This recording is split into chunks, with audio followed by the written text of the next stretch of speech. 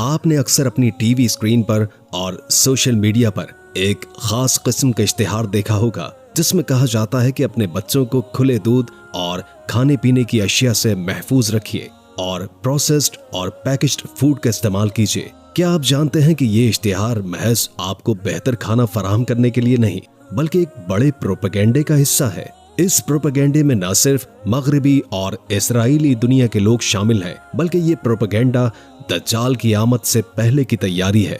दज्जाल की आमद से 3 साल पहले खुराक और बारिश के हवाले से बड़ी तब्दीलियां आएंगी जिनके बारे में सैयदे दो आलम सल्लल्लाहु अलैहि वसल्लम ने मुसलमानों को पहले ही बता दिया था। जब ये तब्दीलियां आए तो हमें क्या करना है, ये तरीका भी आका करीम सल्लल्लाहु अलैहि वसल्लम ने बता दिया था जो आज के वीडियो में आपके सामने रखा जाएगा। लिहाजा वीडियो को आखिर तक जरूर देखिएगा। आगे बढ़ने से कबल तमाम नए आने वाले दोस्तों से गुजारिश है कि अगर आपने अभी तक हमारे इस चैनल को सब्सक्राइब नहीं किया हुआ तो अभी सब्सक्राइब करके बेल आइकॉन को प्रेस कीजिए ताकि हमारी नई तमाम आने वाली वीडियोस आपको बर वक्त मिल सके। इस वीडियो को लाइक करके शेयर करना भी मत भूलिएगा। नाज़रीन इकरामी, नबी करीम सल्लल्लाहु अलैहि वसल्लम की एक सही हदीस का मफहूम है कि दज्जाल की आमद से 3 बरस पहले जमीन 1/3 अनाज उगाना बंद कर देगी और आसमान का 1/3 हिस्सा बारिश नहीं बरसाएगा। इसके बाद अगले बरस जमीन का 2/3 हिस्सा अनाज नहीं उगाएगा और इसी तरह आसमान के 2/3 हिस्से से बारिश नहीं बरसेगी। तीसरे बरस यानी दज्जाल की आमद से 1 साल पहले आसमान से बारिश का एक कतरा भी जमीन पर नहीं गिरेगा और न ही जमीन से अनाज का एक दाना निकलेगा। ये कहत साली का दौर होगा, हर तरफ भूख और कहत साली का समा होगा। अब आप ये सवाल करेंगे कि इस तमाम सूरत हाल का पैकेज्ड फूड और खाने से क्या ताल्लुक है। आपका सवाल बिल्कुल बजा है। इसका जवाब और तफसीलात भी आपके सामने रख देते हैं, लेकिन इससे पहले ये जरूरी है कि आप मशरिक़ वस्ता में लड़ने वाले अपने मुसलमान बहन भाइयों और बच्चों के लिए अल्लाह के हुजूर दुआ कीजिए कि अल्लाह रब्बुल आलमीन उनका हामी व नासिर हो और उन पर अपना खास करम करे। मुसलमानों की गैरत जागे और वो गजा के मासूम मुसलमानों की मदद को पहुंचे। अल्लाह रब्बुल आलमीन वहां रहमत की बारिश बरसाए। आमीन या रब्बुल आलमीन।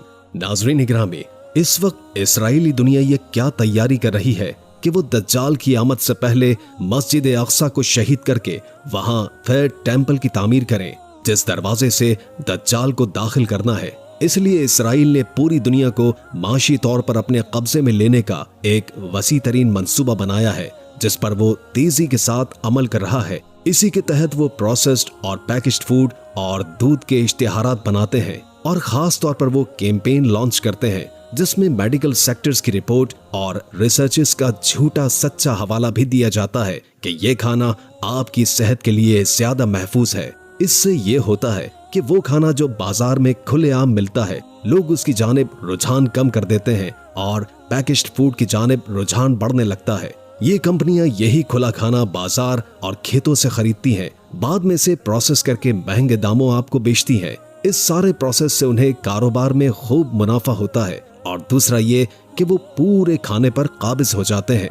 आका करीम सल्लल्लाहु अलैहि वसल्लम ने एक और हवाले में फरमाया कि जब दज्जाल आएगा तो उसके पास रोटियों का पहाड़ होगा और दरिया का पानी होगा। ये रोटियों का पहाड़ यूं बनाया जा रहा है कि पूरी दुनिया के खाने पर कंट्रोल हासिल किया जा सके।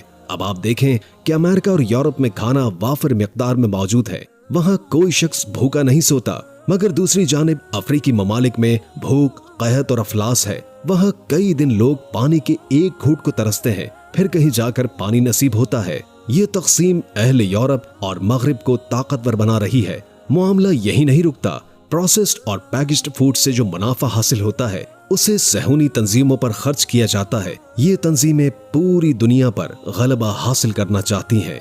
आखिर में हम उम्मीद करते हैं कि आपको ये वीडियो पसंद आई होगी। कमेंट सेक्शन में अपनी राय का इजहार जरूर कीजिएगा। वीडियो को लाइक करें, अपने दोस्तों के साथ शेयर करें और हमारे चैनल को सब्सक्राइब करके बेल आइकॉन को प्रेस करें ताकि हमारी नई तमाम वीडियोस आप तक पहुंचती रहें।